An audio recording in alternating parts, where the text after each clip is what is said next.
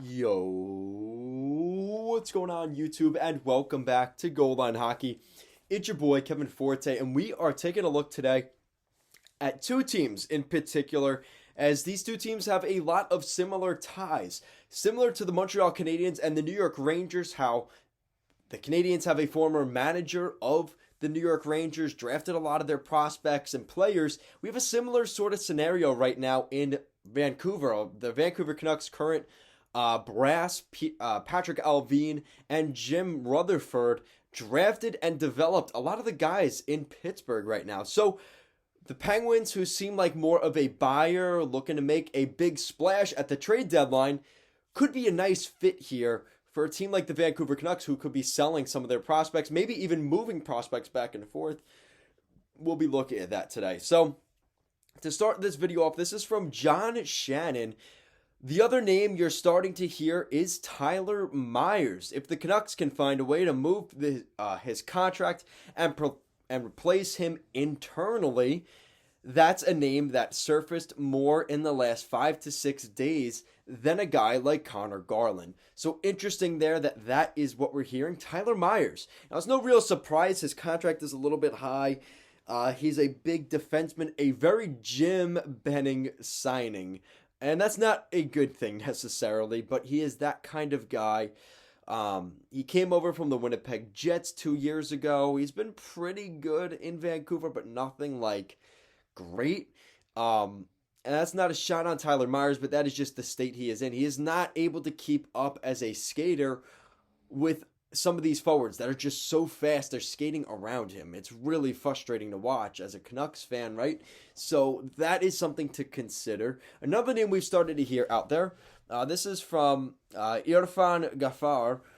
Tyler Mott's name keeps appearing in trade talks. The Lightning have shown interest. I'm not surprised there. Tyler Mott's been tied to a couple teams, the Toronto Maple Leafs, and specifically the Tampa Bay Lightning. So the blue and white teams in the Atlantic, for some reason, are linked to him. So Tyler Mott is a guy to watch here at the deadline. And again, kind of reminds me of a Kalle Jarnkrok, who just went for a 2nd, 3rd, and 7th round draft picks.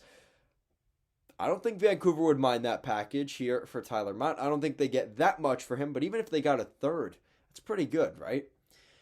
So this is from Satir Shah. If the Canucks move Brock Besser or Connor Garland, it'll be for a defenseman. Now that leads to some other rumors I'll talk about back with the Pittsburgh Penguins in a second. So hold your thought there. So this is, again, more rumors from Irf Ghaffar. A name we keep hearing is Mott in Vancouver. Tampa Bay has shown a lot of interest recently. Several other teams eyeing him, including the Capitals and the Rangers. So keep an eye on that. So remember what I was saying about Besser or Garland going for a defenseman? Maybe not 1-for-1 in a trade, but this is something to look at. And this is from Elliot Friedman. Canucks are looking for a young defenseman. One of their targets is John Marino. The Penguins consider him a good player, not convinced it will occur. So that is Elliot Friedman throwing that wind into the fire, but that is something to consider. The Vancouver Canucks have been targeting John Marino, from Elliot Friedman again. We've also been hearing the Canucks tied to another player on the East Coast other than John Marino. So this trade deadline rumblings among the teams with significant interest in Pavel Zacha are Montreal and Vancouver. So the Montreal Canadiens and the Vancouver Canucks, two legitimately non-playoff teams in the mix for Pavel Zacha, who is an unrestricted free agent this summer. I don't know why the Devils would be looking to make that deal. Maybe because they know what's coming up here the next couple years, a Ty Smith contract out of his entry-level deal. Eventually, a goalie's going to need to come into New Jersey. Hughes and Hischier, those are just a couple of interesting names to look at.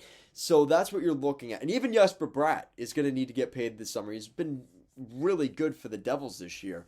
So that's kind of what you're looking at in that sense. So now we've also heard some stuff from Rick Dhaliwal. There is mutual interest between the Canucks and JT Miller to get a long-term deal done. Very interesting. He has 1 year left until unrestricted free agency in the summer of 2023. JT Miller at this point would be a UFA. So he still has a year of eligibility, so I wouldn't be seeing anything rushed at this point, but I'm sure the Canucks would like to get a long-term deal done with um, um, with JT Miller sooner rather than later. I think they looked at the market, they didn't see what they wanted for him, and they said, all right, well, you're not willing to give it up, we're just going to keep him. I think that's where they're at with Miller. This is from David Pagnotta. Again, more stuff on Brock Besser. The Maple Leafs and Kings have been linked to Canucks forward Brock Besser. So add another team into the mix here for Besser. The Kings and the Penguins. Again, we're hearing ties to the Penguins again. Two guys been tied to Pittsburgh now from Vancouver. Those are Brock Besser and John Brock Besser, John Marino, and now another name. This is from Elliot Friedman. The Vancouver Canucks have had defenseman Marcus Pettersson on their radar. So another guy Jim Rutherford brought in from Anaheim. We're seeing another one here. So Marcus Pettersson. So now you have John Marino, Marcus Pettersson, and you have the potential, I would say, Kasperi Kapanen. Vancouver may be interested in that.